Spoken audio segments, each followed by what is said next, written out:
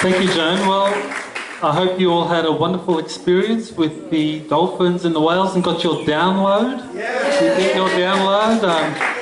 Great. It was very interesting. I spoke to a colleague last night, Michael Hyson, and he showed me a peer-reviewed paper he did where some scientists are now have been able to decode the dolphin language, and I don't want to try and paraphrase exactly what you did, what you showed me, but what I found very interesting was that using a kind of electronic device, they were able to translate what the dolphins were communicating into pictographs. And that was very interesting because I remember speaking a few years ago with Alex Collier, a good friend of ours, who's actually been twice to give presentations at conferences we held here in Kona, and he said that the way in which the Andromedans communicated was through pictographs, like holographic pictographs that would just be downloaded into him so that his conscious mind could never understand what was it that went into him, but that at certain times that would be triggered and would come forward. And it really very interesting how he was saying this is how the Nordics, the Andromedans are an example of the Nordic extraterrestrials communicate, and I think it's so fascinating that scientists are now starting to see how the communication of the cetacea actually does involve this kind of pictographic communication language. So that's something to really kind of keep in mind. And Michael's paper was peer-reviewed and published recently, so that's a real breakthrough. I actually spent quite a bit of time this morning getting another download. I didn't join you all on the boat. I would have loved to have been there, but this was my last opportunity to spend some time with Corey because he actually flies out today. So I spent 3 hours and he gave me a really kind of extensive briefing on what's been going on, and there has been a lot happening, especially behind the scenes. So I'm going to talk about that. I'll kind of weave that into the presentation at different points. But I do want to kind of like say that, this presentation was in advance of anything Corey said to me, and it's just so kind of good to know how seriously this topic is being taken by the military intelligence community. That the US Navy has a secret space program and has been working with Nordic extraterrestrials.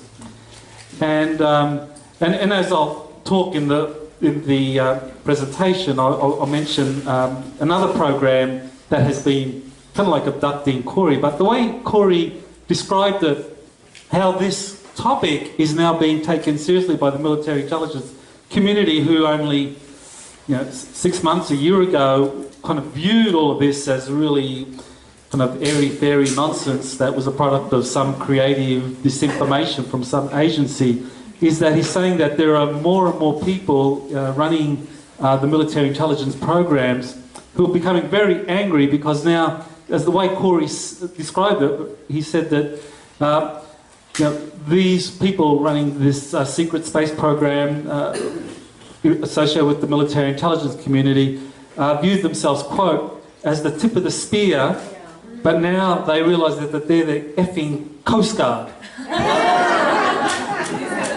Yeah, that's the way he described it. And that a lot of these Air Force guys that have this secret space program that has been kept basically secret for so long realise more and more that this stuff that they thought was nonsense is actually very, very real, and that they are doing a serious investigation on everything that Corey is saying, everything William Tompkins is saying, and anyone talking about this kind of association, to see whether or not it's true that the Navy basically pulled the wool over the Air Force in putting together a secret space program, and in the process we're working with a group of extraterrestrials that are widely known as Nordics, human-looking beings who have for decades been described by contactees who have been having extensive communications with them, and they're described as generally very benevolent, very loving, and incredibly attractive. So that's always a plus, right? So let me go through the presentation then, what I presented. And I want to begin with the Battle of Los Angeles in 1942 in terms of the genesis of this secret program run by the US Navy. Now, many people know about this. We just celebrated the 50th, what is it? No, the 75th anniversary of this. It happened on the night of February 24, 25 in Los Angeles, where you had this incredible incident of a number of UFOs hovering over Los Angeles for several hours, and basically the artillery of the army just opened up on them. And also all of the Navy ships that were in Long Beach Harbour opened up their artillery as well, all shooting at what they thought was a stealth attack by the Japanese. This is at the very beginning of the Second World War.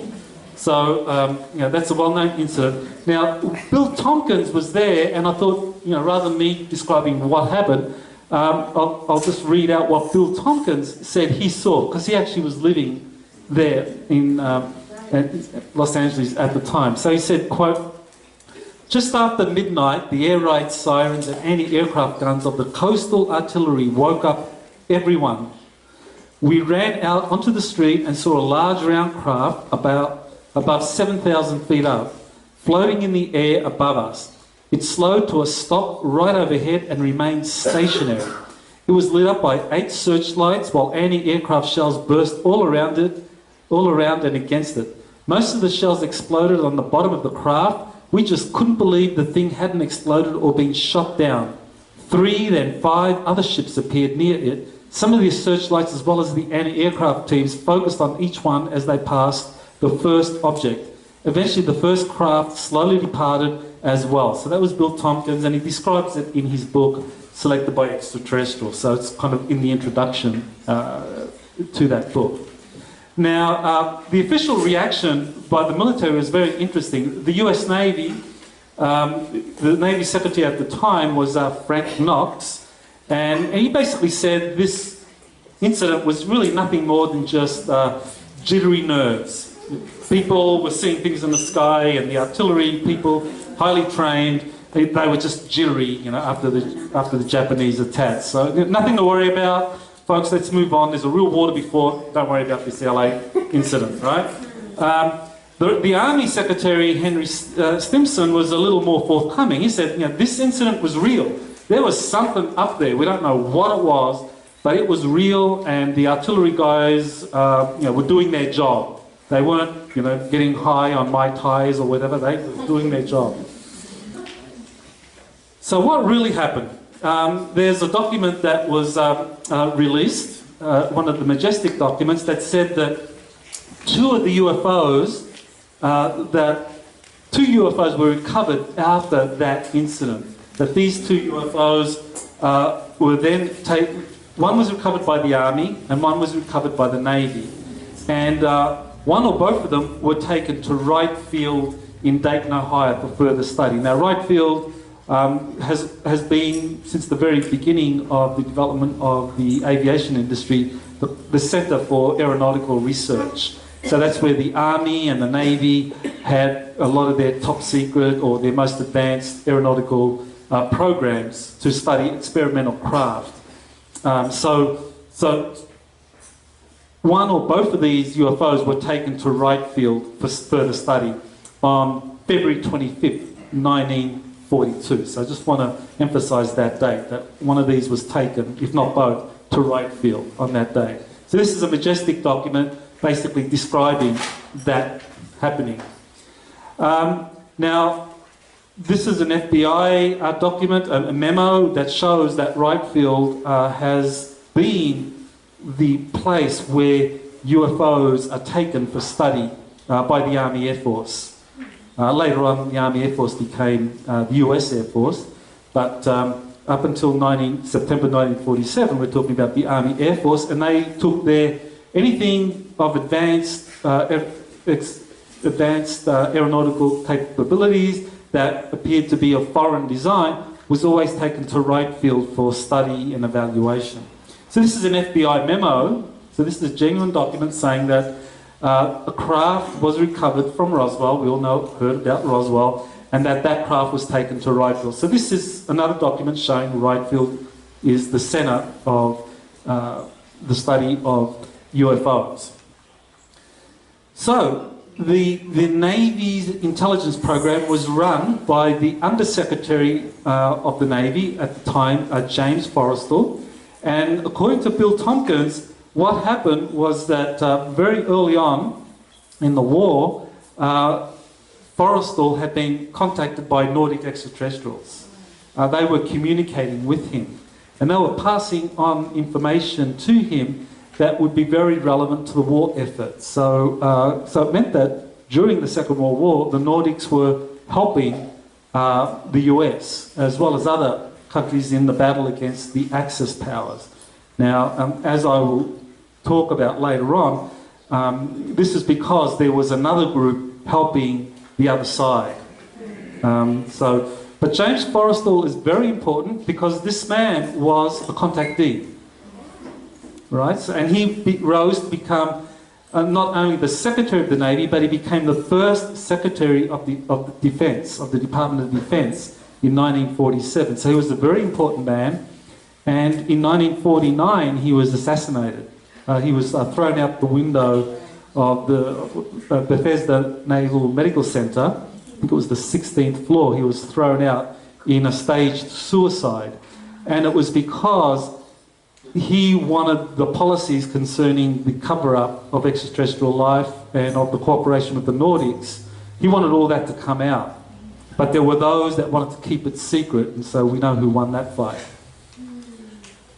Now, Forrestal chose the man who was going to lead the Navy's study of these, not only the retrieved craft from the Los Angeles air raid, but also from a Navy intelligence program that had been set up in occupied Europe, in Nazi Germany. The Navy had a lot of second-generation German Americans who spoke German fluently, and they basically infiltrated Nazi Germany and went into a lot of the top aerospace companies, and they were bringing back this information. So there were, according to Bill, there were 29 of these spies. So James Forrestal is in communication with the Nordics, and he is told who from the Navy's personnel should be running this Navy program to study UFOs and to also head up this intelligence program. And what he was told was, quote, this is according to Bill Tompkins, what's important here, Secretary of the Navy Forrestal had a communication from Nordics to make a selection of the individual who was to take this Navy espionage program.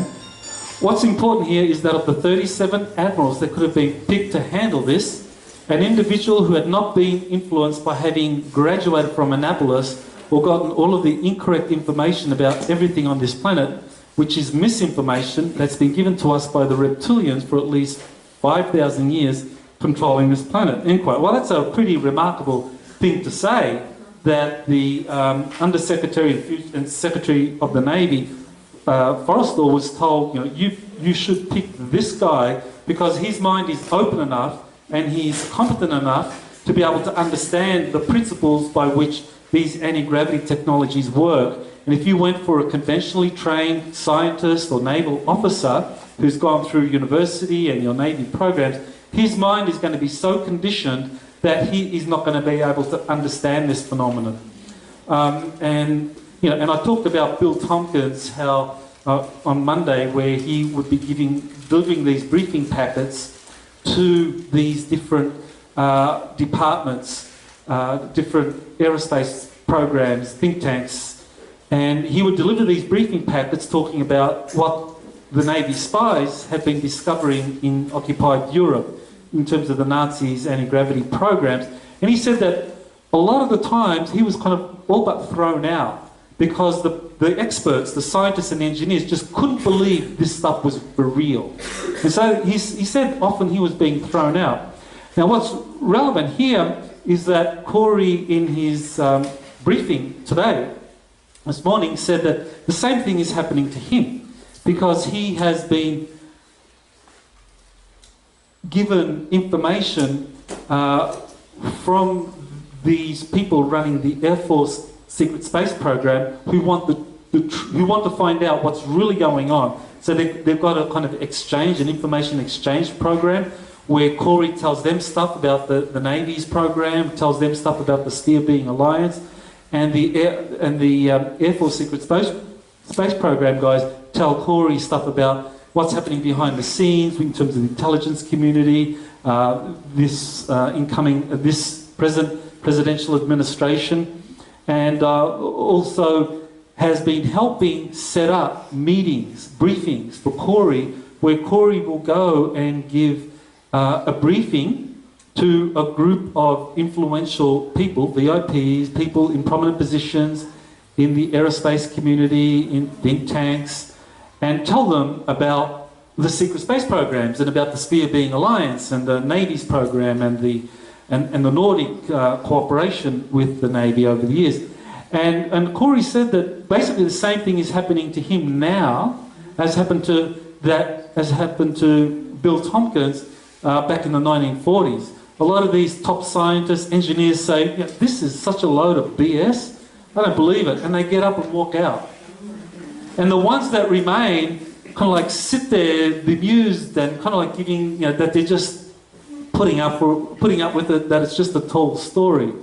But they kind of sit through the information. And so it kind of illustrates what happened there, what Bill Tompkins is saying here, that people who go through the conventional scientific training process, their minds are conditioned to think in a certain way, that anything that is kind of outside of the traditional parameters of scientific methodology is dismissed as nonsense. And so I find that very interesting as a curious parallel between Bill Tompkins, what happened to him in the 1940s, over 70 years ago, to what Corey is now going through now. And Corey said he's been to 28 meetings, 28 briefings, where he is giving this kind of information to top scientists, engineers, influential leaders, business people, those that should be able to process this information, but they're not, because their minds have been conditioned, and as we can see, this goes back a long, long time. Now, who was this man, Rico Borda, that headed up the Navy's that headed up this Navy intelligence program to learn about what the Nazis were doing, and also was very prominent in the study of the retrieved UFO from the Los Angeles air raid incident. Rico Borda, at the time of the Los Angeles air raid incident, he was the head of the power plant department at the Bureau of Aeronautics, and he was ordered to travel to Wright Field on the day of the LA raid. So this is one of the documents I got through Freedom of Information Act. So this document is hard evidence that corroborates what Bill Tompkins is saying, that this gentleman, this Navy officer, Admiral Rico Borda, was chosen by Nordics to understand and to study, to set up the Navy's program to understand the principles behind flying saucers, anti-gravity and so forth. Because this document shows that on the very day of the Los Angeles air raid, where one or both of the craft recovered from Los Angeles was taken to Wright Field, on that same day, Rico Borda received orders. This says February 25, 1942. So on that same day, he received orders to travel to Wright Field to study experimental aircraft. So this is documentary evidence that this was really happening. So what was it that was retrieved at Los Angeles? According to Bill Tompkins, it was an unmanned drone. It was owned by the Nordic extraterrestrials, and it was a gift to the US military, a gift to the USA. It was like, here you go guys, you can shoot it down, and then you can study it. And it was a gift, because this was a way in which the Nordics felt that they could help the US or the Allies in this fight against the Axis powers who were being openly helped, or very directly helped is more accurate, by another group of extraterrestrials who didn't have humanity's best interests at heart. But I will talk about that more.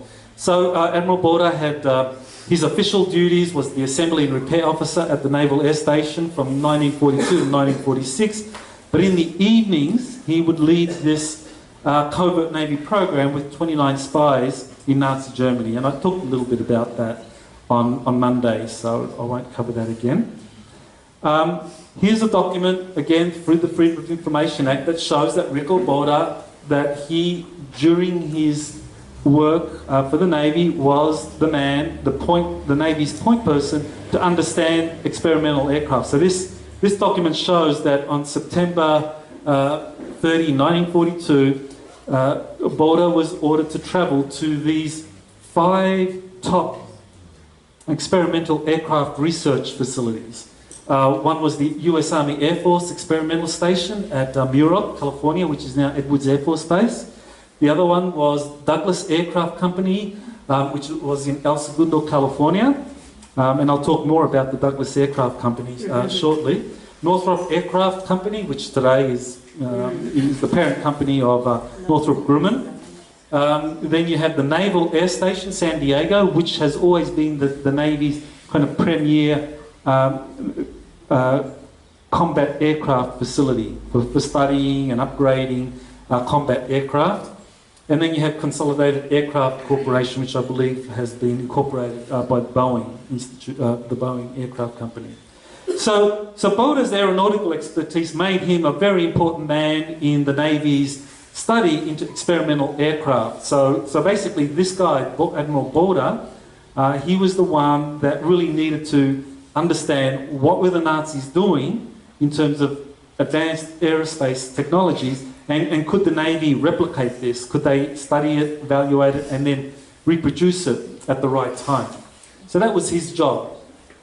Now, there's another admiral who is also very important, and I will kind of get to why he's so important very shortly, but this Admiral, Leslie Stevens, he, at the same time that Borda was working at the Bureau of Aeronautics, he was actually the Deputy Director of Engineering for Experiment and Development of Aircraft from June of 1937 to 1944. So he was also part of this elite Navy team, elite Navy engineers who were studying experimental aircraft. And he was at the Bureau of Aeronautics running this particular engineering department. And so this is a citation. Again, this is a Freedom of Information Act document that I just received.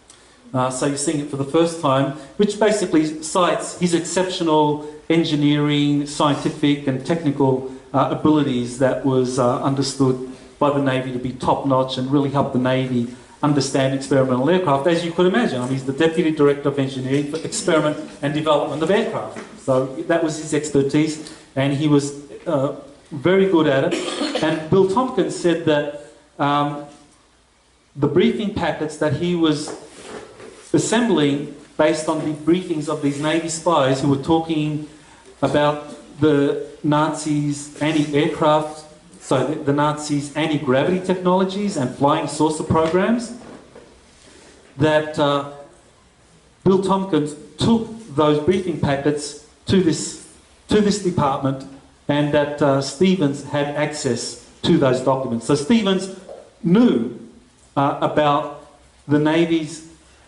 espionage program, which was studying everything that the Nazis were doing on anti-gravity technologies and flying saucers during the war. So here's an executive calendar, which is available on the internet, and it just shows the names of Rico Borda and Leslie Stevens together. That both of these guys were promoted retroactively to Rear Admiral. This is in 1946, May 25, that they were retroactively promoted to Rear Admiral in June of 1943. So just acknowledging their role during the Second World War. But what's significant is that they, basically were promoted within a week of each other, and that they were working together. Now, Vice Admiral Leslie Stevens, his part in this story is very important because he was the father of Leslie Stevens, the creator of the Outer Limits. Remember the Outer Limits? Yeah. Okay, all right, so now you're getting it. The Outer Limits was a sci-fi show that was actually soft disclosure of a lot of secret technologies. And Leslie Stevens IV was actually, he worked himself for military intelligence. He joined US Army Air Corps because he was a bit of a rebel, didn't want to join the Navy, follow the footsteps of his dad. So he joined the Army Intelligence. But Vice Admiral Leslie Stevens, he actually, after the war, became very prominent in psychological operations and covert warfare. So he was directly involved in setting up the military intelligence community's official policy on how to frame the whole UFO extraterrestrial phenomenon for the general public. So psychological operations is how this was done. And soft disclosure is, by definition, part of a psychological warfare program. It's like you kind of prepare people for the truth in the case of a catastrophic disclosure event. So what would be a catastrophic disclosure event? Crash of a craft in a major city. A crash of a major craft of a flying saucer in a major city, or like a 30-mile long mothership kind of hovering over New York, and it's kind of like, okay, that's catastrophic disclosure.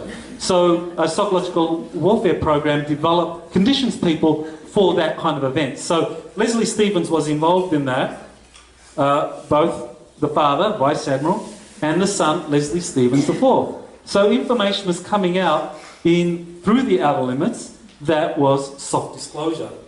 Now, one of these episodes aired on November 4th, 1963, and it dealt with, I think it was called Orbit, and it dealt with this technology called the outer band individuated teletracer. It was essentially soft disclosure of the chronovisor technology. So that the chronovisor technology, which is where you can kind of look into this holographic energy field. Andy was talking about it a couple of nights ago. That this was very real technology where you could actually look into any person's past, future, or present. And it was just the technology just required identifying that individual's unique energy signature, and they could see exactly what that person is doing. So this shows that this chronovisor technology is very, very powerful as an intelligence gathering tool. And so this episode aired in the 1960s, well, 1963, which shows that this is when this kind of technology became available. So, recently you probably are all very familiar with the document leaks about the CIA hacking and learning about what you're doing through their kind of sophisticated electronic monitoring of your smart TVs. This is a smart TV, so hi, CIA monitor, wherever you are, right? So wave to them, so they're watching, right?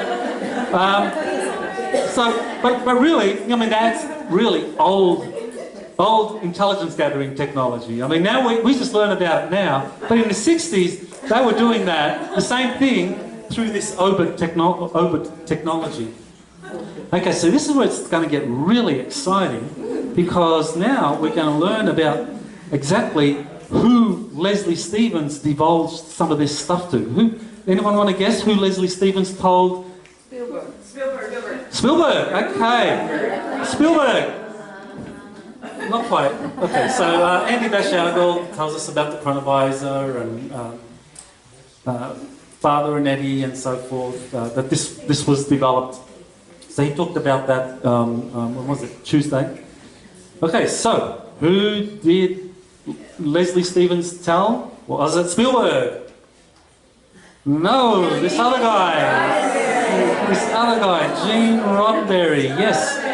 Roddenberry was a protege of Leslie Stevens.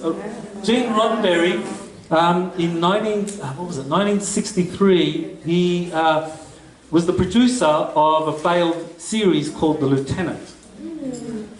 And so, that failed. It only lasted one season. And so, he's kind of shopping around for ideas. And he ends up on the set of The Outer Limits.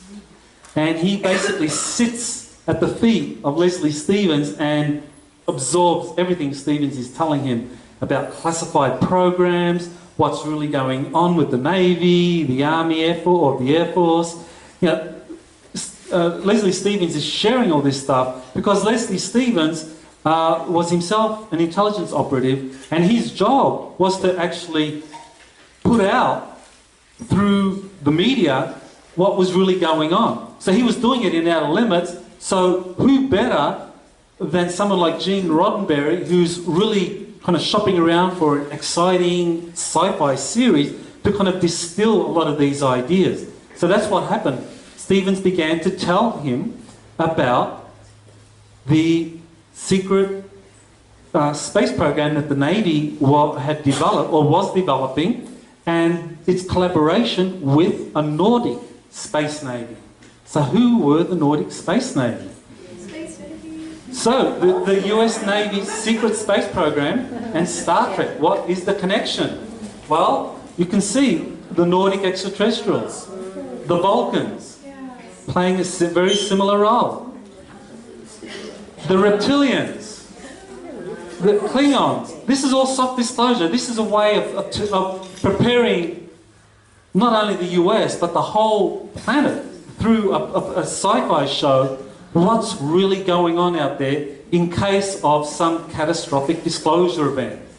So through Star Trek was designed to basically get people up to speed in a way which maintained plausible deniability. So the Klingons were the Reptilians. The Nazis super soldiers operating in Antarctica with bases on the moon, bases on Mars, with this deep dark fleet operating throughout the galaxy, bent on conquest in their collaboration or cooperation with the Reptilians. These guys in Star Trek were represented by, you remember what character did Ricardo Montalban play here? Khan. And what was Khan? He was a super soldier, but how? How was he a super soldier? Somehow genetically enhanced. Genetically enhanced, that's right. So the Nazis were actually working on genetically enhancing their groups, their Aryan race. They were actively working on genetic enhancement. So this was the parallels here. And of course you have the Borg and AI. AI, the threat posed by AI, that this has been long known by the Navy as being a real threat in space. And Star Trek represented that in terms of this Borg, the Borg, what was it? Assimilate or die. What was the Borg greeting whenever they encountered resistance is futile. Resistance is futile. Assimilate or die type thing. Okay, so this was basically soft disclosure of artificial intelligence, how artificial intelligence regards organic life forms, us. So Star Trek was soft disclosure. Okay, so now we get into the German program, and I want to kind of really point out here that we really need to consider that the Germans really had two space programs, and they had very different origins and very different groups behind them.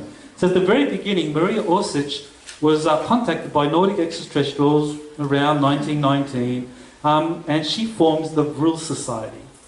And the Vril Society was a group of ladies that were telepathically very gifted and were able to establish communication with the inner Earth beings and with different extraterrestrial civilizations. And they were very highly principled, very highly motivated to promote consciousness raising, promoting service to other activities, and sharing the information that they were receiving from the Nordics, from the extraterrestrials. So this was what the Vril Society was trying to do. So their goal was really kind of very noble, and Orsich and the people that she was working with had very noble goals. So they established telepathic communication with the Aldebaran extraterrestrials. So that's just a depiction of a Nordic extraterrestrial. And so that's a pitch, Orion, the Aldebaran constellation. Orsich, she gets technical information from the Nordics on how to build spacecraft. And it wasn't so much a spacecraft in terms of how we think of a craft that can travel from A to B, using some kind of conventional propulsion system which takes you through the intervening space. It was more like almost like a teleportation device, where space-time is influenced so that once this craft is activated, it magically appears at its destination. Like this principle of teleportation. So Orsich was receiving this information on how to build these Vril craft, because the Vril Society, their goal wasn't to get to the moon, wasn't to get to Mars. They wanted to go to Aldebaran, this very distant solar system, to meet with the Nordic extraterrestrials who had an incredible civilization out there. So that was their goal, and they were getting this information. Kind of very similar to Contact, the movie Contact with Jodie Foster, based on Carl Sagan's movie. Similar sort of thing. This is really, again, the basis for what later on is a form of self-disclosure, which was Contact. The first Vril prototypes were built by Professor Winifred Schumann, and this is a document that mentions his name amongst the group of scientists, German scientists, taken again to Wright Field immediately after the Second World War, where they were to help the Air Force understand flying saucer technology. So this is one of the paperclip scientists, Schumann, and his name is also famous because he is credited for understanding what? That's the same guy. That's the same guy. So he was an expert on high voltage electrostatics and rotating high energy plasma in the 1920s. And these are the precise things that were needed for the bending space-time for one of these Vril craft that could make these kind of interstellar trips or trips anywhere in the solar system.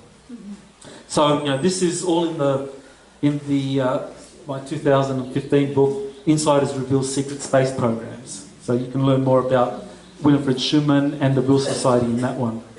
Now here's another one that people don't know. Maria Orsich was a close friend of Nikola Tesla.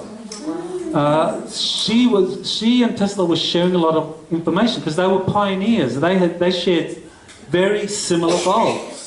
They wanted the world to know about these new energy technologies, about the possibility of these space-time traveling craft, and that they were at the kind of leading edge. Orsich, because she was in direct communications with these Aldebaran extraterrestrials and also the inner Earth beings, and Tesla, because he had this incredible technical understanding for these kinds of subject matters. Now, what made Tesla unique, people often describe how he had this kind of eidetic memory where he wouldn't have to put anything on paper. He would work with the designs of whatever he had pioneered in his head. And he would work on it in his head. So, like a lot of conventional scientists, they put it on paper, create a prototype and tinker with it, get this right, get that right, and move this wire there. They do all of that. Tesla did it all in his head. So he's kind of famed for doing that. Now, where did he get that ability? Okay, exceptionally gifted human, or Tesla was the evolution. There's a book called The Wall of Light, authored by Arthur Matthews, and he says, quote, he was a personal friend of actually he collaborated with Tesla, so he knew Tesla and collaborated with him on building some of Tesla's experimental generators. So he said, this is what Tesla told him, quote, Tesla said that he believed he came from the planet Venus, and during the landings of a spaceship on my property, the members of that ship said that Tesla was a child from Venus, end quote. So Tesla was evolution. And Tesla himself knew this, and Arthur Matthews was told this by Nordic extraterrestrials who were visiting him. So, this is kind of showing you that there is a long history of Nordics kind of helping humanity develop these advanced technologies, not so much by kind of like just giving it to us like that, but by helping scientists, engineers, giving them ideas or assisting them or people telepathically to kind of like understand this kind of technology. So, who was Maria Orsic? Well, very interesting. This is something that Corey Good said. And this was in a 2016 lecture. You can find it on my website, exopolitics.org, or in the Insiders Reveal Secret Space Program book. What he said was, quote, when the military found out about Maya's case, Billy Maya, they sent people over with some photographs for him to try and identify the female being he saw. He quickly pointed out one photograph saying, that's her, that's her. Apparently the photo he pointed out was of Maria Orsic, the medium from the Vril Society who was making contact with inner Earth groups and who played an intimate role in the pre- and post-World War II German secret space program. So Maria Orsic, after the war, was coming back, visiting certain people, but she was under strict orders not to reveal her true identity. Or maybe she was revealing her true identity. Maybe she was really from Venus or some other world, and just as Tesla was apparently kind of born on Earth, or people thought he was an earthly human, Orsic may have been very much the same. I think she probably was something. She was probably either a starseed, a walk-in, or like Tesla, someone who came from one of these Nordic worlds and that came into a certain family that raised her as a human, who then became the pioneer for this flourishing effort by humanity in the 1920s to develop secret space programs. So in the 1920s, it was happening all over Germany. Bill Tompkins talked about it, Corey's talked about it. Basically, Maria Orsic wasn't the only one in telepathic communication with the Nordics. There were a lot of people, over 1,000 people were in communication. Many top scientists, medical doctors, health practitioners, lawyers. Many people were having contacts with the Nordics and being given information for developing Vril spacecraft that could travel into space, travel to other solar systems. So this was happening throughout the 1920s, and this is a picture of Otis Carr with his OTC X1 in 1961, where he was a protege of Nikola Tesla, and he developed this kind of technology off the shelf using information that Tesla had given him. Well, the same thing was happening in the 20s. So there were many groups building these kinds of devices in the 20s and early 30s in Germany and other parts of Europe who were paying attention to what these Vril Society members were communicating. Of course, we know the history of the Second World War, that in 1933 the Nazis came to power and basically they took control over everything. They wanted to put everything under Nazi control and weaponize it. And they made agreements with reptilian extraterrestrials. Hitler actually Hitler made these agreements with the reptilians, and the agreement was that the reptilians weren't interested in raising consciousness by giving ideas to scientists and talented individuals who could work on developing these craft through kind of painstaking efforts that might take a decade, few decades. Hitler and the reptilians weren't interested in that at all. The reptilians just gave Hitler operational craft that could be used immediately for weaponization programs. And that's all he was interested in. And the reptilians weren't at all concerned about the effects that this would have on the rest of the planet. They wanted their guy, Hitler, to win the Second World War, and through this kind of global Third Reich, the reptilians hoped to further their agenda for galactic conquest. So we'll talk about that in a moment. So Bill Tompkins said that Nazi Germany had developed 30 prototypes of real craft. 30 different types of these craft, different shapes, different sizes, different capabilities. And out of that 30, 14 of these different designs were given completed by the reptilians.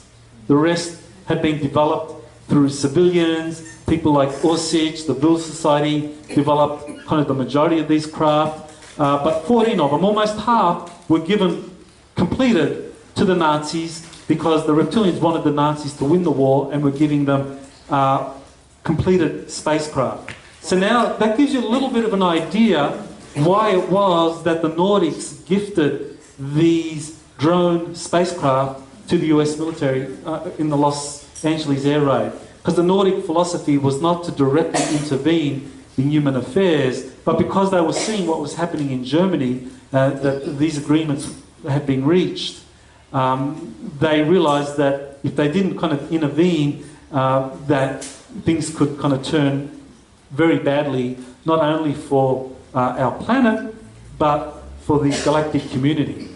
So they were definitely very interested in helping.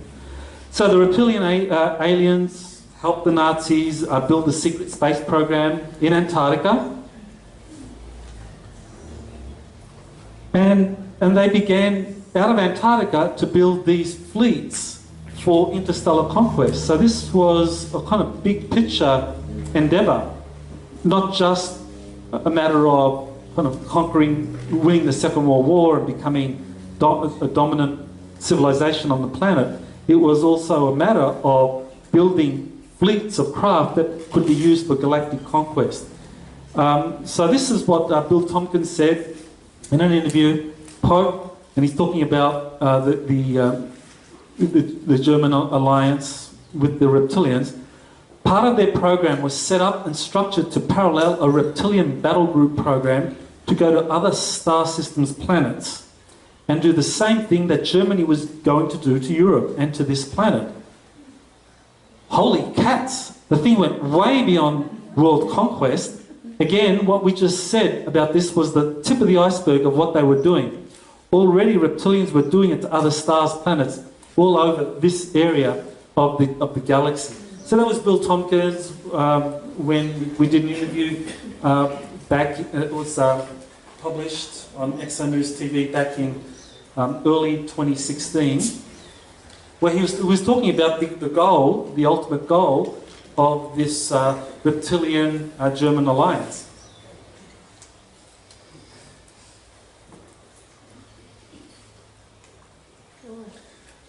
Operation High Jump, I'm sure many of you know about that, have heard about this attempt by the Navy to go down to Antarctica and do something down there. This was a military expedition posing as a scientific expedition.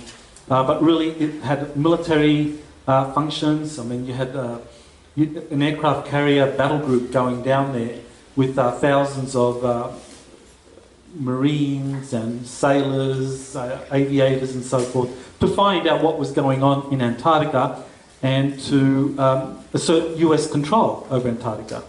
Now the Navy, this is something that has many people have discussed what happened as as a consequence of the Navy sending this battle group down to Antarctica, that they suffered severe casualties, and there's been a number of sources that have come out. The most kind of credible were these KGB files after the collapse of the Soviet Union that actually showed what Stalin had learned about Operation Paperclip.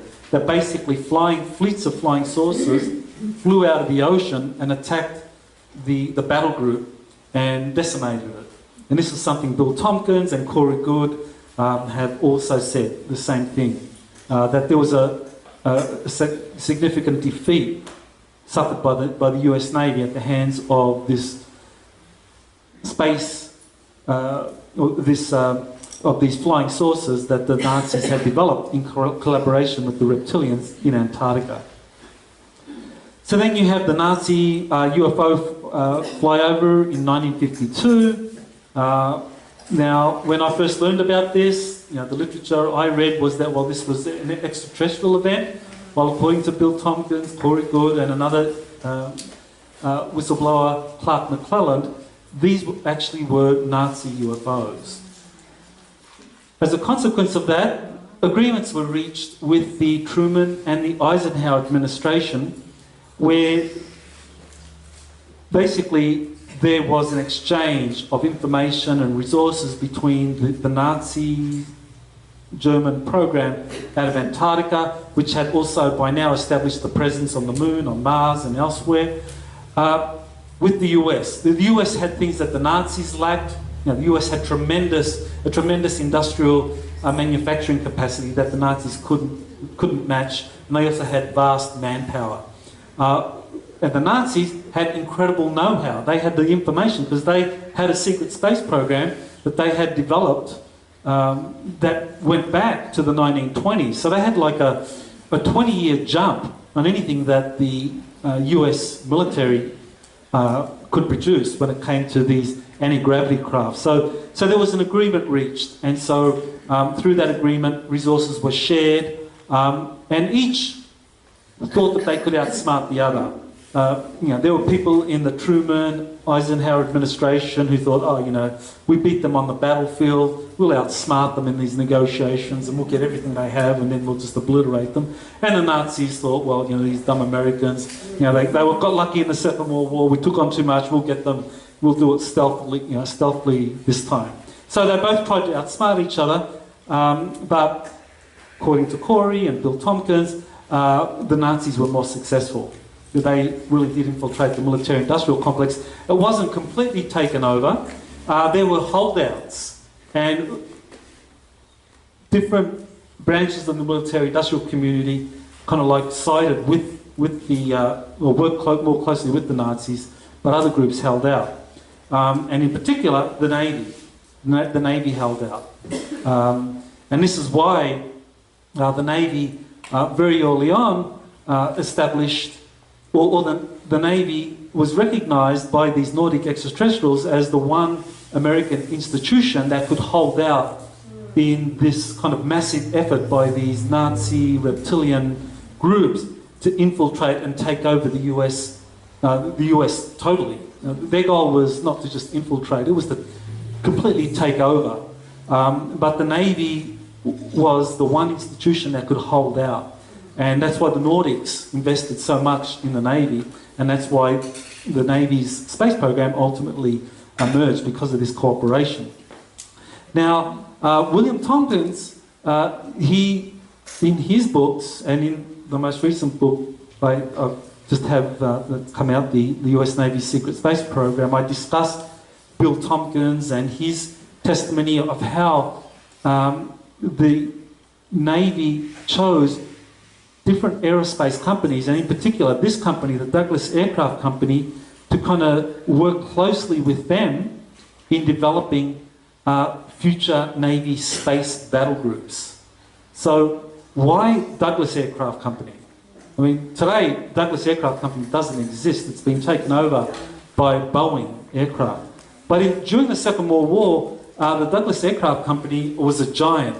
It built 30,000 warplanes during the Second World War. Just to give you an idea, it was the premier aviation company for developing combat aircraft for both the Navy and the Army Air Force. And this is one of the exit passes that I discussed on Monday, where Bill Tompkins was taking briefing packets to different aerospace companies and think tanks in the United States. And one of those was the Douglas Aircraft Company. Now, the Douglas Aircraft Company set up Project RAND and Advanced Design, which was a think tank within the Douglas Aircraft Company. And Project RAND was set up officially in 1945 by a collaboration between the Army Air Force and the Douglas Aircraft Company. So this is the origin of the Project RAND, or as it's known today, the RAND Corporation, which is really a very important think tank or aerospace company for developing advanced aerospace programs for the US Air Force and other kind of aerospace companies around the world. Now, the RAND group, or Project RAND in 1945, it was really set up to study extraterrestrial craft. The flying saucers that had been recovered during the Second World War at Los Angeles, these then began to be seriously studied by Project RAND. Because what happened was that during the Second World War, a decision was made that the flying saucers that had been retrieved from the Los Angeles air raid crash, these were not going to be developed for the war effort. So it was like the US military and President Roosevelt, they decided that they would not attempt to weaponize these craft for the war effort because they thought it was going to be too expensive and too difficult, and better to build massive bomber fleets that would basically, fly over Germany and bomb them, bomb their cities to smithereens. That was the strategy, and of course the nuclear bomb, the atomic bomb, we know that historically. But the Germans reached the opposite. They came to they had the opposite strategy. They would develop these flying saucers. That was their principal way of being able to win the war, and they almost did. And so there's a kind of a lot of literature on that, but during this period, both Germany and the United States had in their possession retrieved extraterrestrial craft. And so here's a document from the Majestic documents that shows that Project RAND in 1945 actually was studying extraterrestrial craft. So this document says, based on all available evidence collected from recovered exhibits currently under study by all of these kind of acronyms, one being Project RAND, are deemed extraterrestrial in nature. This conclusion was reached as a result of comparison of artifacts, discovery in 1941, and so it goes on to discuss the origin of the retrieval of these different extraterrestrial craft. Now, this is where there was a kind of cleavage or a separation between the Army Air Force and the US Navy when it came to developing secret space programs. Because both of them were involved at the very beginning with Project RAND. But what happened was that very quickly the Air Force, they had the idea that basically, according to Major General Curtis LeMay, who was at the time the Deputy Chief of the Air Staff for Research and Development at Wright Field, he considered space operations to be an extension of air operations. What that meant was, you Navy guys, you look after the oceans, we Air Force guys, we're going to look after space, because that's the natural extension of Air Force operations.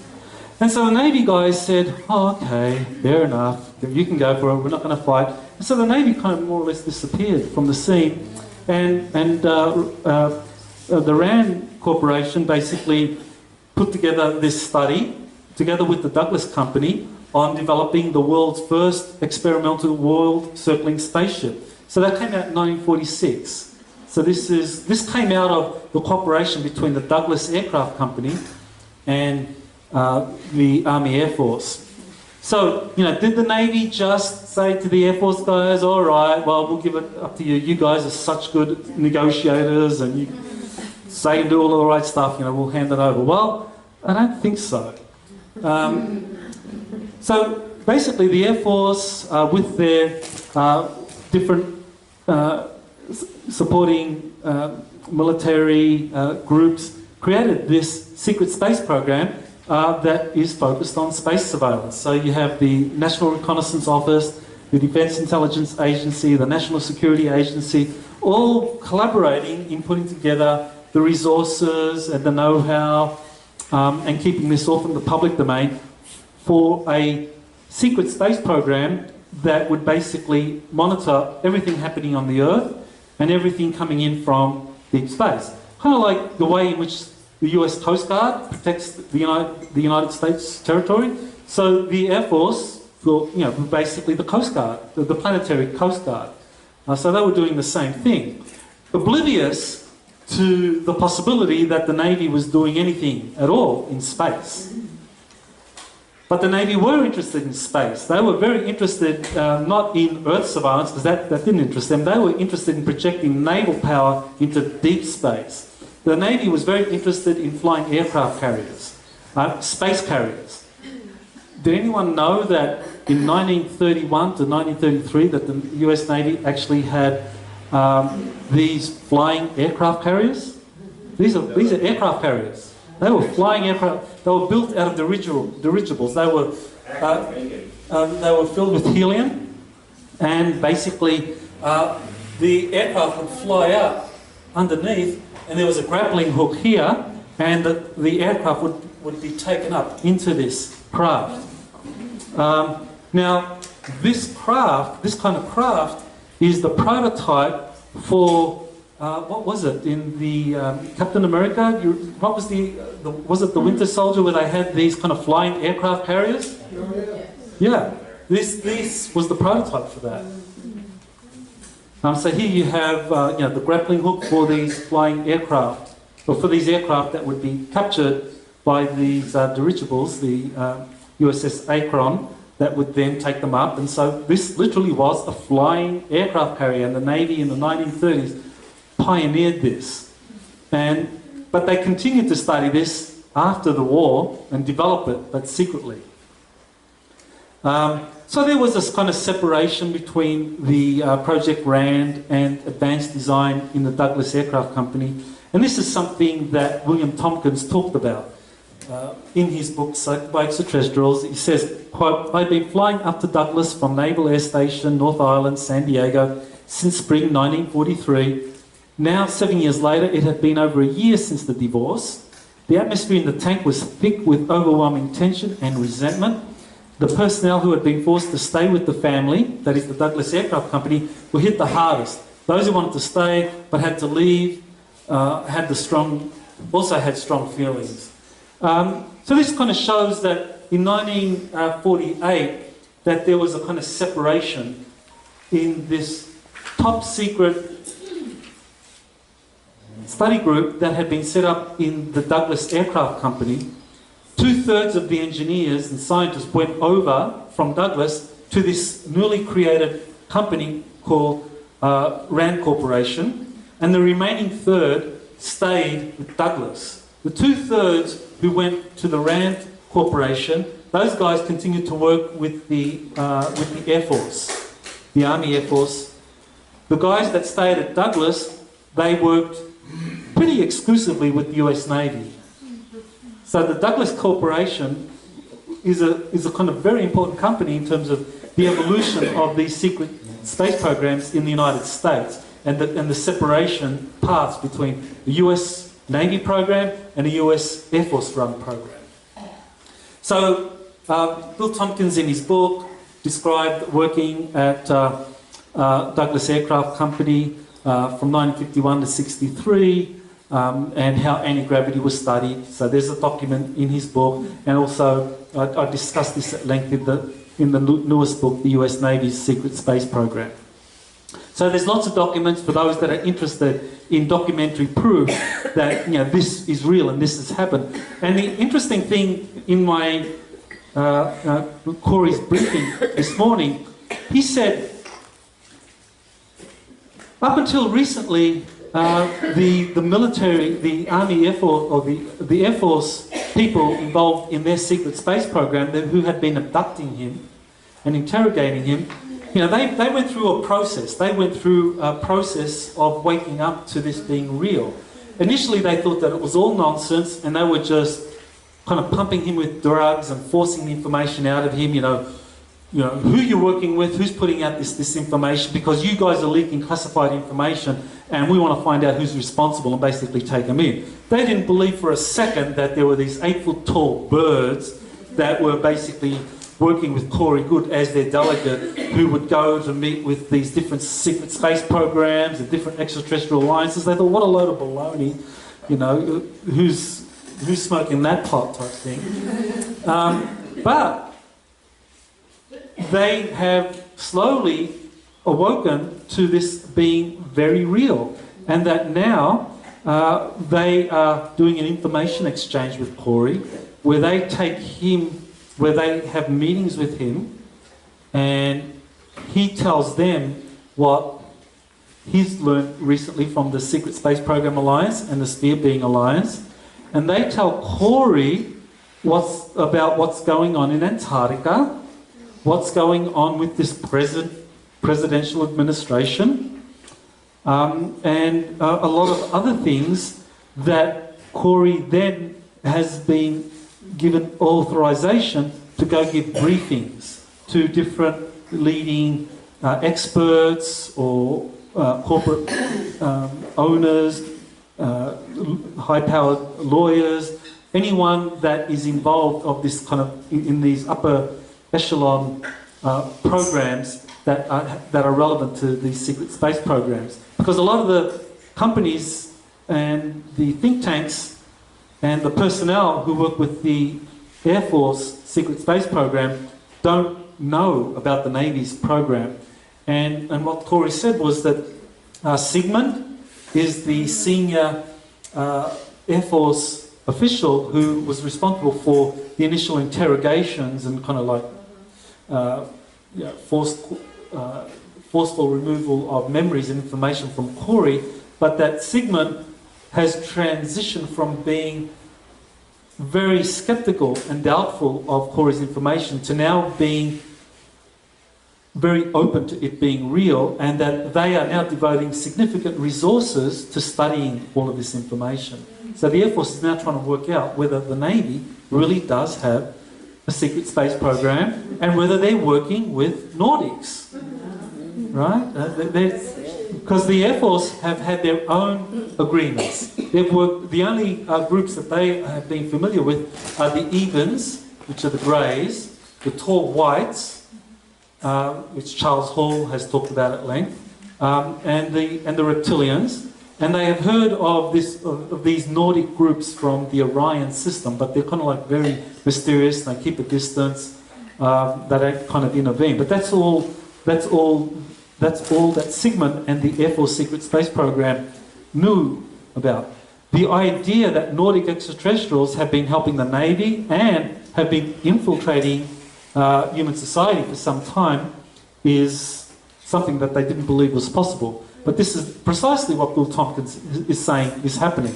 That Bill Tompkins was getting help from the Nordics when Bill Tompkins was working at Douglas Aircraft Company and subsequent companies. He was getting information from Nordic extraterrestrials on how to build space battle groups. So here you have the US Navy being helped by these ETs to build these enormous space carriers. So just to give you an idea, a few slides ago I showed you the USS Akron. That was the first flying aircraft carrier. It was, I think, what was it, about 800 feet, 900 feet. This is the size of the Akron compared to one of these kilometre-long space transport vessels that Tompkins was designing. And the way they designed them, I mean, obviously to be massive, and they built them in these secret facilities in the Wasatch Mountains. but they used a modular construction design.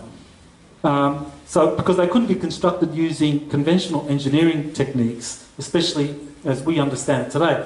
But back then they used a modular engineering construction techniques to basically put together these kind of like cubes, like 10-foot cubes or 10-metre cubes. I'll have to clarify that with Bill. And that this was kind of put together using this modular construction process. So while at Douglas Aircraft Company, Bill Tompkins is in telepathic communication with these Nordic extraterrestrials. And they were helping him, just as previously they helped Maria Orsic, just as they were helping Nikola Tesla, they were helping Bill Tompkins, kind of like design spacecraft. And so Tompkins was being helped by the Nordics in designing these spacecraft telepathically. And so here you have the design for a Naval Galactic Battle Group flagship that was, I believe it was a couple of kilometres long. Oh yeah, 1.62 kilometres long. So this was, the design was first put together when Tompkins was at Douglas Aircraft Company, and then it was developed later when he worked for TRW, which today is part of Northrop Grumman. Looks like a attack. Looks like a what? Attack. A Hatak vessel. Yes, okay.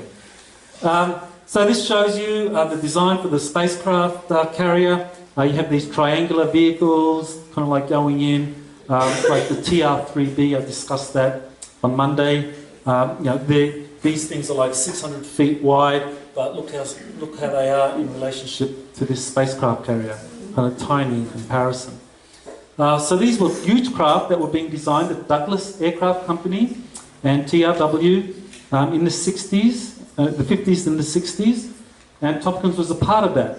And Tompkins said that the key in him being able to, and others in being able to kind of like move forward in designing these spacecraft was that these Nordic extraterrestrials had infiltrated the Douglas Aircraft Company and other top aerospace companies. So, and Bill Tompkins, this is a picture of Maria Orsic. You'll see it on the internet. This is Maria Orsic, according to internet. When Bill Tompkins looked at, when he got a copy of my 2015 book, Insiders Reveal Secret Space Program, when he saw this picture, he got a shock because he said, "That is Jessica. That was my Nordic extraterrestrial assistant." So, it's like she looked exactly like the Nordic that was helping. There were 3 Nordics that had infiltrated the Douglas Aircraft Company that were helping the top Douglas engineers and scientists develop these Navy space battle groups. 2 of them were females and 1 was a male. Incredibly attractive, and they just kind of blended in, kind of like just blended in to the culture at that time, the corporate culture. Kind of hot mini skirts and shapely blondes, and like these late night parties with these corporate executives. So it was a pretty racy scene. But Bill Tompkins said that was the culture at the time, and these Nordics just infiltrated. They went in there and they just kind of like they could do everything that the hottest human women could do. So that's the way he described it. So, it's like, you read Selected by Extraterrestrials, he describes all the flirting, how they wore and they were incredibly shapely and so forth. So, it's in there. But, Tompkins wasn't the only one to talk about this. There's been a number of contactees that have said the same thing, that the Nordic extraterrestrials have been infiltrating for a long time human society. You've had Howard Menger, for example, from Outer Space to You. He described his different ET encounters with these Nordics, and he said it began kind of like when he was only a kid in the kind of late 1930s, even before the Pearl Harbor attack, where he met this incredibly attractive Nordic extraterrestrial female who basically, encouraged him to keep an open mind, to be inquisitive, that he's got a great future ahead of him. And later on, as an adult, he became a contactee where these Nordics were coming up to him and they needed help. They needed help in terms of, our job is to infiltrate your society and, we need to know how to do it. How do you, what are the American colloquialisms? How do you dress? How do you shave? How do you shave? Because the Nordic males never shave. They don't grow facial hair. But when they are on Earth, the planetary consciousness grid results, because they kind of fit in, because there's a consciousness grid and they fit in, so they start growing beards and they have no idea how do you shave. So he was teaching these guys how to shave, and in our hair, the Nordic men had really long, beautiful, flowing hair, and Menga said, you can't infiltrate with that. You got to cut it. So it's like, okay, cut my hair. So he's cutting the hair of all of these hot Nordic guys, So it's like, these guys could fit in. So it wasn't just Menga saying this. There were a lot of different contactees doing the same thing. Adamski was also talking about this. So he said, and this is in one of my books, Galactic Diplomacy. I do have copies here. I talk about these different ETs who were infiltrating and basically living amongst us, and the many different contactees who were helping them. So there's a whole big chapter on that. And so, for example, Menga described what happened. Quote, often I purchased clothing and took it to the point of contact. Visitors just arriving from other planets had to be attired in terrestrial clothing so they could pass unnoticed among people. So, any Nordic infiltrators here? Tried to catch them. Didn't work. They're too fast. Okay, so the Nordic extraterrestrials, why were they doing this? Why were they infiltrating human society? Why were they infiltrating these top companies like Douglas Aircraft Company, TRW, helping human scientists develop weapons of war, bigger and better weapons of war that could be used for space battles? Why were they doing that? Well, the Nordic extraterrestrials wanted allies for galactic conflicts with the Reptilian Empire. That the Reptilian and, Star Trek, the Klingon Empire, the Federation, same thing. The Nordics are basically the equivalent of the Federation. And the Klingons were the equivalent of the Reptilian Empire. So, if you follow the Star Trek series a little, you come across this world. Remember Deep Space Nine? Watch that. Planet, what was it? The Bajorans. Who did the Bajorans historically represent? Anyone watch Deep Space Nine? Okay, you've got to watch Deep Space Nine. They represent us. They represent us in terms of us being a prize that is highly sought after by by rival empires. The Federation, or in this case, it wasn't the Klingons, but it was another kind of reptilian group. So the Nordic extraterrestrials wanted allies in their war.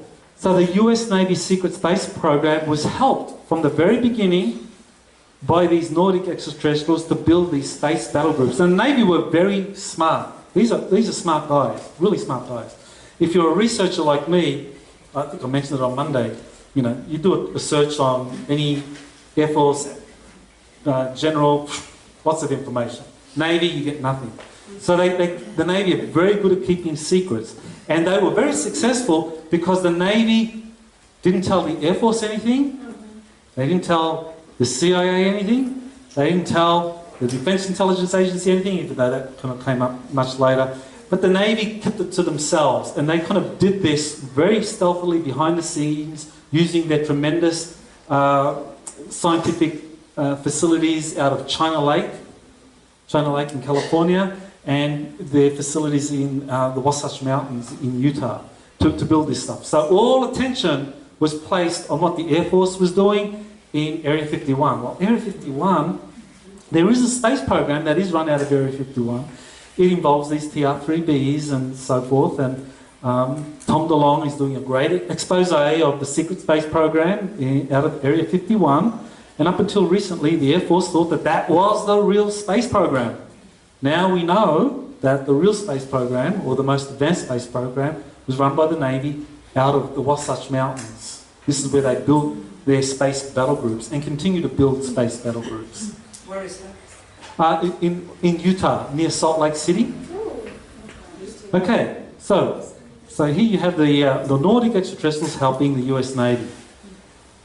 Now, this is where many of you who are familiar with the literature on the Nordic extraterrestrials, might have the question, well, why the contrast with the Space Brothers? Because, the Space Brothers, they picked the Damsky up and they said, you guys are building atomic weapons, thermonuclear weapons, that's bad stuff, you shouldn't do that. If you give up your weaponization efforts, we will help you with philosophy and higher consciousness, and then eventually we'll help you with technology. So the Space Brothers were really, when they were interacting with people like Adamski and many other of the contactees, really emphasizing philosophy, consciousness raising, meditation, finding who you truly are, that these were the important things, and kind of military activities were secondary, and that they didn't want to share technology. So it's kind of a big contrast with what Bill Tompkins and Corey had said. And Adamski meets the Masters of Wisdom in his book, Inside the Flying Saucers, and there's a really kind of detailed discussion of that. If you haven't read it, it's a really good read, Inside the Flying Saucers. It's not a big book.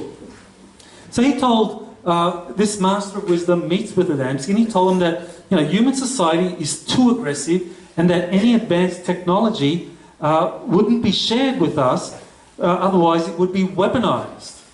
And so they emphasize consciousness raising. So the exact opposite to what Bill Tompkins is telling us, what the Nordics were doing with the Douglas Aircraft Company and what others have been saying. And similarly, the South American contactees, more recently, I only bought a few of these tapes. I have about a half a dozen of these tapes where a lot of the Nordics that are having contacts with people in South America, in particular Peru and Bolivia, but also other areas of South America, their emphasis is all about consciousness raising and all about, learning to be service to other,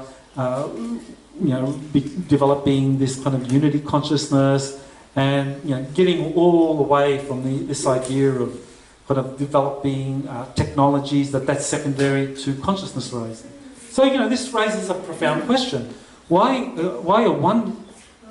is one Nordic extraterrestrial group helping the Navy develop space battle groups to do battle with the Reptilian Empire, and other groups are saying, we don't want to give you any technology because you're going to weaponize it and you're going to just use it to conquer yourselves or other worlds, so we're not going to do that. So why that? Why the difference? Well, there's an answer that comes from this particular contactee, which always struck me as very interesting, very significant, and that was Robert Renau.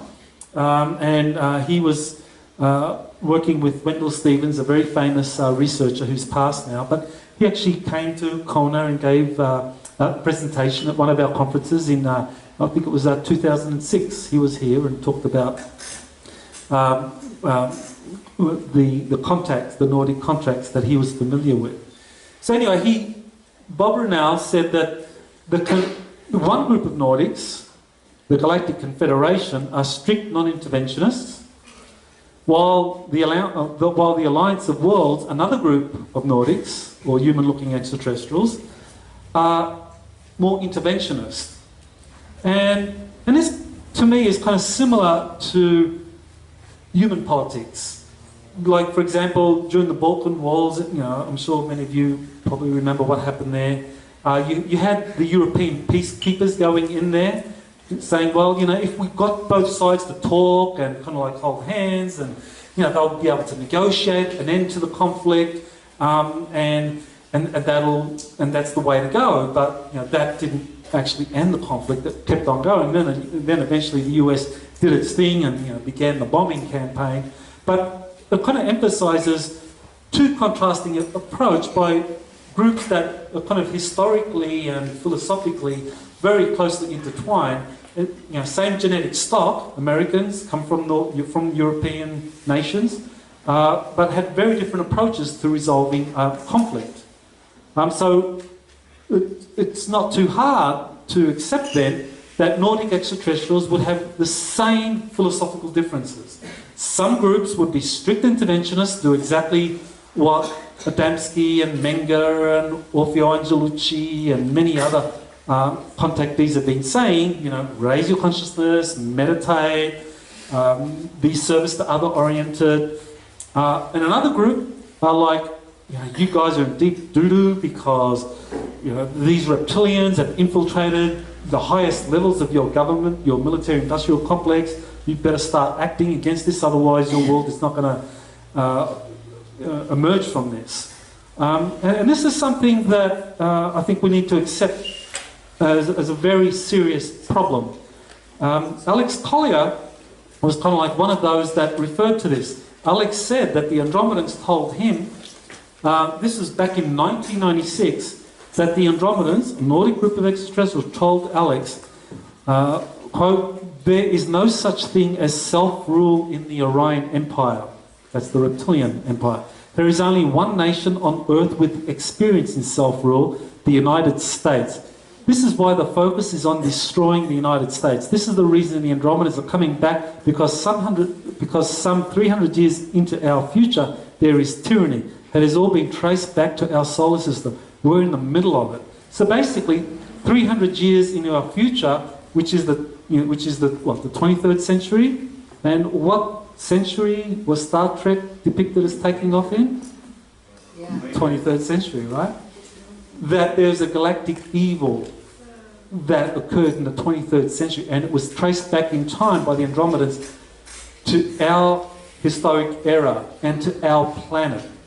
And that the Earth is in the midst of this, which is why so many different ET groups are here doing many different things. You know, some raising consciousness, trying to basically help people through giving them information, helping them to be more loving and service to other oriented, whereas other groups are trying to kind of like help those military institutions that are more service to other oriented, like the Navy.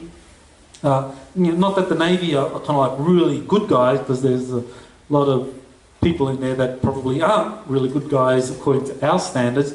But the key thing with these Navy people is that they do take their oath to protect the US Constitution seriously, to protect the Constitution from all enemies in kind of internal and external, domestic and foreign. So they take that seriously, and the Constitution really is the bulwark for why the United States has been able to withstand this infiltration by these reptilian extraterrestrials with their Nazi collaborators all this time. And exactly what Alex Collier has said, that it was understood that the United States really is the powerhouse that would determine the future of the planet. So, Tolek, another Andromedan contactee, also talks about draconian bases being destroyed beginning in 2011. So this is another example of these Nordic extraterrestrials taking a very interventionist approach, using military means to be able to intervene in our conflict. The Super Federation of Human Extraterrestrial Races, these are between 40 to 60 different human-looking races that Corey has identified as being involved in these very long-term genetic experiments, 22 different genetic experiments going back about 500,000 years, that have also been intervening in various ways in our history and also in our present political climate. The Nordics are very much involved in our present history. Now, the Russian Federation, Russia, has been especially important today in terms of the collaboration with the Nordic extraterrestrials. Because in the United States, it's really centered around the Navy working with the Nordics. But Russia is different because Russia is much more unified, and they're overly, institutionally, Russia is controlled by its presidency. Vladimir Putin is very much in control of Russia, and they are working with these Nordic extraterrestrials. What's interesting here is that this is pretty recent. The Nordic collaboration with the Russians only goes back to the 1990s, in terms of this kind of full-blooded commitment to helping the Russians move forward with their secret space program. And this was something that was foreseen by a very important prophet or mystic. Does anyone know the name of the mystic who foresaw the role Russia would play? Edgar Cayce. Very good. Quote, this is in 1944, he said, "In Russia there comes the hope of the world, not as that sometimes termed of the communist or Bolshevik." So he wasn't talking about the Soviet Union at all. No, but freedom, freedom, that each man will live for his fellow man. The principle has been born. It will take years for it to be crystallized, but out of Russia comes again the hope of the world. So he could see that sometime in the future that Russia, as it emerges from this kind of tyrannical communist system, would eventually embrace a kind of modern version of Christianity. And that is what is happening in Russia today, especially under Vladimir Putin. Once Russia went through that calamitous collapse of the Soviet Union in 1991, up until the year 2000 when Putin took power, Russia was going through an incredible transformation. A lot of poverty, a lot of crime, a lot of difficulties. But since that time under Putin, Russia has restored itself economically and militarily, and has been collaborating extensively with the Nordic extraterrestrials. Now, I found it very interesting that Corey has said that when he had his mind meld with Kari, that he saw that at one point the inner Earth beings had been working with the Russians, though it was with the Soviet Union at the time, but this was at the time when it was a really titanic battle with the Axis powers, that the Anshar were helping the Western Alliance. And one of the things that I saw was a series of meetings that Kari had with military types. The material looked 40s and 50s era, and she was speaking with Russians, with English, Canadian, United States representatives of the military, and assisting them. And they said that they assist them psychically, they assist them with some technology. So, assisting one side in this kind of, during the Second World War, was something that wasn't just what Nordics were doing, but also the inner Earth people were doing that. And so, where does the Russian secret space program come from? Well, the Russians had their own equivalent of Operation Paperclip that dates back to the Russians getting a lot of the kind of booty from Nazi Germany. In the 1970s, you had this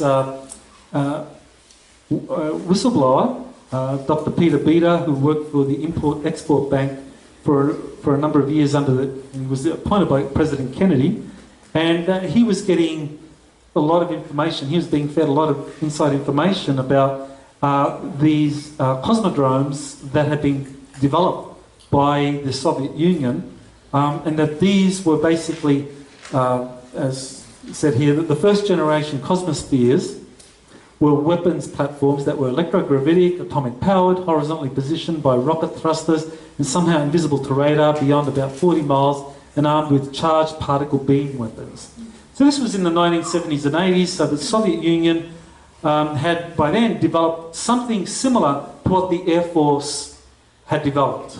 And actually, Peter Beda describes the battles between the Russian space program as it evolved during the Soviet Union with the Air Force secret space program.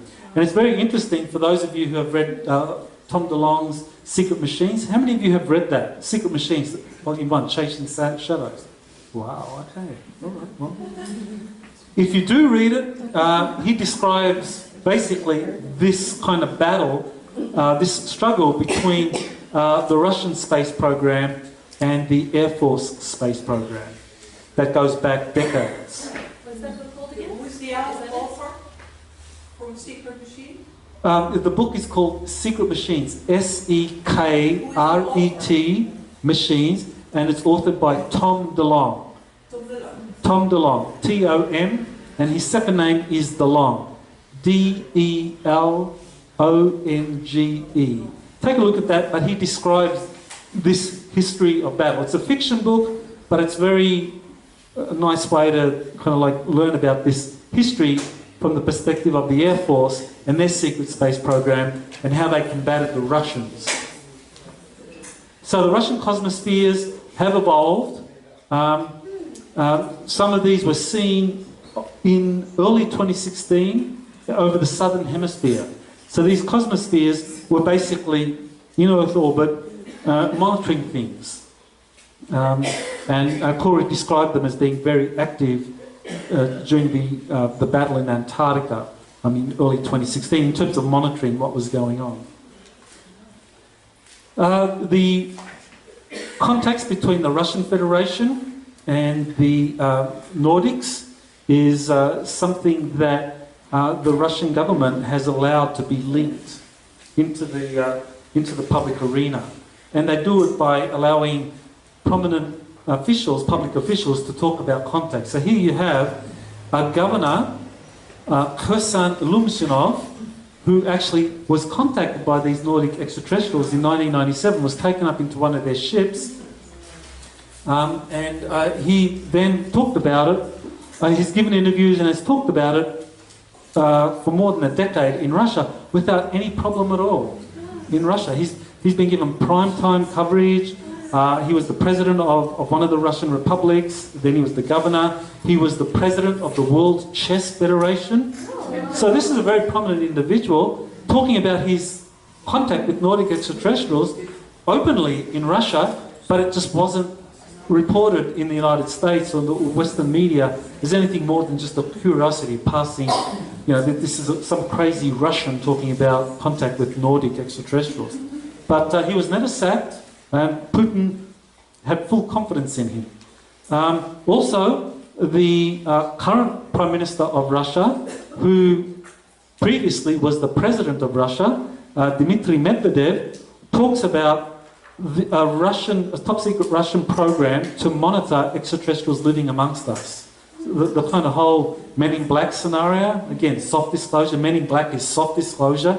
Men in Black was created to ridicule the idea of Nordic extraterrestrials infiltrating and living amongst us. Kind of like making it look ridiculous. But in fact, it is what has been going on. And Medvedev actually said it in a kind of hot microphone incident with a television program where he described this top-secret Russian entity that was set up to monitor Nordic extraterrestrials living amongst us. And he said, quote, "Along with the briefcase with nuclear codes, the president of the country is given a special top-secret folder. This folder in its entirety contains information about aliens who visited our planet. Along with this, you are given a report of the absolutely secret special service that exercises control over aliens on the territory of our country." So he's talking about a unit in Russia that is set up to monitor extraterrestrials that have infiltrated Russian society. And of course, the illusion here is that other countries have their own special units doing the same thing. And he said it, and this was something that he said very seriously. It was kind of openly reported in the Russian media, and Western media kind of characterized this as a joke and dismissed it. But here you have a Russian president, a former Russian president and a serving prime minister saying that every Russian president gets a top secret folder with information on Nordic extraterrestrials that have infiltrated human society and are doing various things. So this is very real. So that the Nordics are helping not only the US Navy, but also the Russian Federation, and basically any entity, any organisation that is taking a very principled role in getting the truth out to humanity about what is happening in our world. So, Russia has been given weapons by the Nordics, and they've used these weapons to kind of like deal with some of the groups that are trying to promote international conflict and create incredible devastation. they used a lot of these advanced technologies to prevent the plan to destroy Syria. Syria was going to be the start of the Third World War. The plan was to destroy Damascus and basically make it the beginning of a Third World War. But the Russians came in and used their advanced technologies because the Islamic State is really a creation of the CIA, the Mossad, and other intelligence services that really have been doing a lot of very negative things on the planet and are working with these reptilian groups and these low service secret space programs. Now, but the thing is, and this is what Corey was emphasising in today's briefing, he was saying that up until recently, all of the guys in the Air Force that were doing all of this, that were cooperating with the CIA and the intelligence agencies and doing all of these things, they really believed that what they were doing was really for the best, to try and kind of like deal with the threat posed by the Russians, because the Air Force really thought that the Russians were a threat, that the Russian space program was a threat to the future of the planet. And so they really thought that that was the danger. And now, with the information that Corey has been releasing, this secret space program run by the Air Force, which has deep connections, now they're becoming divided.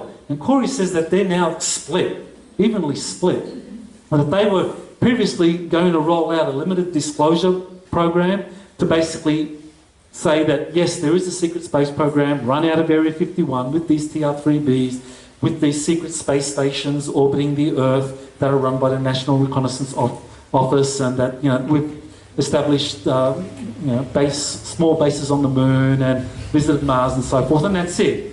And that really, you know, that extraterrestrials, that's a lot of disinformation. The real threat is the Russian space program. That's the narrative that the Air Force were going to roll out. So they were getting ready to kind of move forward big time with this narrative. And I know Corey has said that the present administration was chosen by the Earth Alliance because this present administration was seen as not allowing that narrative to build or to move forward, because there really was going to be an effort to have the secret space program, the US side of things, take on the Russian space program in a Third World War. So that was the plan. But now that's been neutralized, and that, it is a good thing, exactly.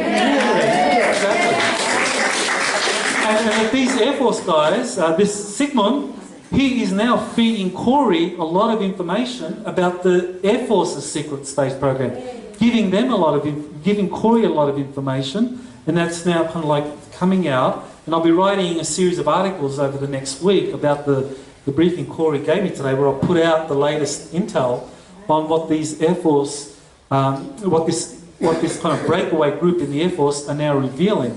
And their strategy is to basically reveal what is going on to different people in the kind of aerospace community that had been read into this Air Force program and didn't believe that the Navy had something going on and were working with Nordic extraterrestrials. To them, that was all disinformation.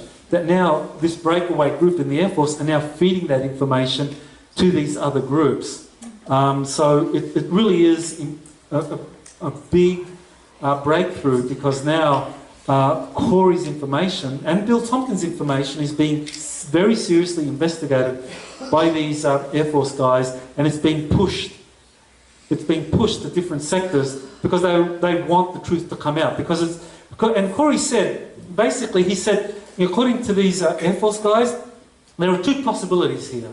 Now, either one, Corey is being abducted by Nordic extraterrestrials who are basically doing mind control and putting all this false information into him about these 8-foot-tall birds and these secret Navy battle groups out there, total disinformation. That this is information which is being seeded with accurate information to fool everyone, and that this is a plan to destabilise the Air Force secret space program. Sigmund says this is one scenario that they think is a serious possibility. The second scenario is Corey's telling the truth. and that Bill Tompkins is telling the truth, that there really is a Navy space program that is working with Nordic extraterrestrials, and that the Air Force has been lied to, and rather than being the tip of the spear, they're the effing Coast Guard of the planet. And they don't like it. You know, they don't like that idea. They've got big egos, and it's like they're being lied to, and they're angry. And Corey said that this guy Sigmund, he's very powerful and very angry, and he goes into these top meetings, and he goes to these corporate executives or whoever is a senior figure in the Majestic Committee, and he goes to them, you know, looks them, you know, nose to nose, why are you effing lying to us? This stuff is really going on, you're not telling us. And a lot of people in the Air Force program are now kind of joining ranks. So there's a big split there, and that's very significant for full disclosure. And one of the things Corey said is that right now we're in the midst of a kind of low-level civil war. But he says it's probably going to turn hot. It's going to turn hot, and you're going to see different factions starting to fight openly. He said, Corey said, it's basically the Navy and the military are fully behind the information that, you know, fully behind the information Corey is revealing, the truth coming out. The military are kind of very strongly behind that, especially the Navy, the Marines, the Air Force more so now, the Army definitely. That's why in this present administration, you have so many Army and Marine generals in the cabinet and senior positions. Because the Army are fully behind this. He says the FBI are split, kind of like 50-50, one side or the other. The CIA and the NSA are like 80% for the cabal, and 20%, you know, for the truth to come out. So he said there's a split, and it will likely get hot. He doesn't think it'll be like a full-scale war, but you know, there will probably be fighting where